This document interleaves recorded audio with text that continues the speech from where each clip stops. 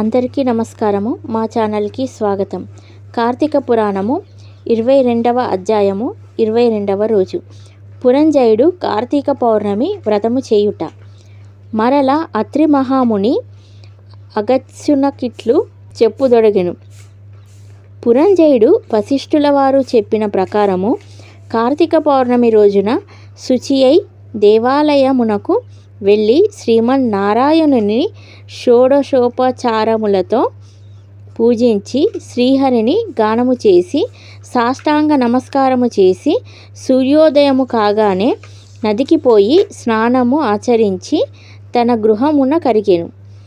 అట్టి సమయములో విష్ణు భక్తుడగు ఒక వృద్ధ బ్రాహ్మణుడు మెడనిండా తులసిమాలలు ధరించి పురంజయుని సమీపించి, రాజా, విచారింపకము, నీవు వెంటనే చెల్లా చెదురయ్యున్న నీ సైన్యమును కూడా తీసుకొని యుద్ధ సన్నద్ధుడై శత్రురాజులతో పోరు సల్పుము, నీ రాజ్యము నీకు దక్కును అని దీవించి అదృశ్యుడయ్యను. ఇతడెవరో మహానుభావుని వలె నున్నాడు అని ఆ వృద్ధుని మాటలు నమ్మి యుద్ధ సన్నద్ధుడై శత్రురాజులతో ఘోరముగా పోరాడెను. దెబ్బతిని క్రోధముతో నున్న పురంజయుని సైన్యము దాటికి శత్రురాజుల సైన్యములు నిల్వలేకపోయినవి. అదియునుగాక శ్రీమన్నారాయణుడు పురంజయుని విజయానికి అన్ని విధములా సహాయపడెను. అంతయు శ్రీమన్నారాయణుని మహిమయే గదా. ఆ యుద్ధములో కాంబోజాది భూపాలురు ఓడిపోయి పురంజయ రక్షింపుము రక్షింపుమని కేకలు వేయుచు పారిపోయిరి. పురంజయుడు విజయము పొంది తన రాజ్యమును తిరిగి సంపాదించెను. శ్రీమన్నారాయణుని కటాక్షమునకు పాత్రులైన వారికి శత్రుభయము కలుగుతుందా? విషం త్రాగినాను అమృతమే యగును. ప్రహ్లాదునకు తండ్రి విషాన్ని ఇవ్వగా శ్రీహరి అని ప్రార్థించి త్రాగగా అమృతమైనది గదా. శ్రీహరి కటాక్షము వలన సూర్యచంద్రులు ఉన్నంత వరకును ధ్రువుడు చిరంజీవియే గదా. హరినామస్మరణ చేసిన వారికి శత్రువు మిత్రుడగును. అధర్మము ధర్మముగా మారును. దైవానుగ్రహము లేని వారికి ధర్మమే అధర్మమగును. త్రాడు పామై కరుచును.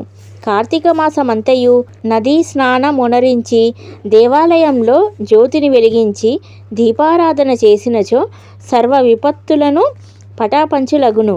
అన్ని సౌఖ్యములు సమకూరును. విష్ణుభక్తి కలిగి శ్రద్ధతో ఆ వ్రతమాచరించు వారికి ఏ జాతి వారికైనా పుణ్యము సమానమే. బ్రాహ్మణ జన్మమెత్తి సకల శాస్త్రములు చదివి కూడా విష్ణుభక్తి శూన్యమైనచో శూద్ర కులములతో సమానమగును. వేదాధ్యయన మునరించి దైవభక్తి కలవాడై కార్తీక వ్రతానుష్ఠాన తత్పురుడైన వైష్ణవోత్తముని హృదయ పద్మమున భగవంతుడుండును. సంసార సాగర ముత్తరించుటకు దైవభక్తియే సాధనము. జాతి భేదముతో నిమిత్తము లేదు. విష్ణుభక్తి ప్రభావము వర్ణనాతీతము. వ్యాసుడు, అంబరీషుడు, శౌనకాది మహర్షులు, మరెందరో రాజాది రాజులు కూడా విష్ణుభక్తిచే ముక్తి నొందిరి. శ్రీహరి భక్తవత్సలుడు. సదా పుణ్యాత్ములను కంటికి రెప్పవలే కాపాడుచుండును. ఎవరికైనాను శక్తి లేని ఎడల వారు తమ ద్రవ్యమును వెచ్చించి అయినను మరి ఒకరి చేత దాన ధర్మములు వ్రతములు చేయించవచ్చును. శ్రీహరి భక్తులు అన్యోన్య సంబంధీకులు.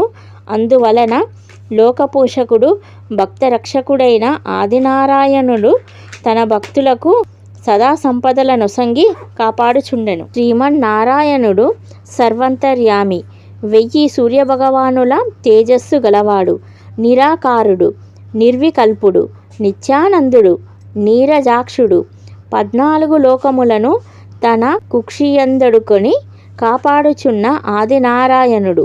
అటువంటి శ్రీ మహావిష్ణువునకు అతి ప్రియమైన కార్తీక మాస వ్రతమును భక్తి శ్రద్ధలతో ఎవరు చేయుదురో వారి ఇంట శ్రీ మహావిష్ణువు లక్ష్మీ సమేతుడై వెలియగలడు. ఆ ఇల్లు సిరి సంపదలతో కలకలలాడును.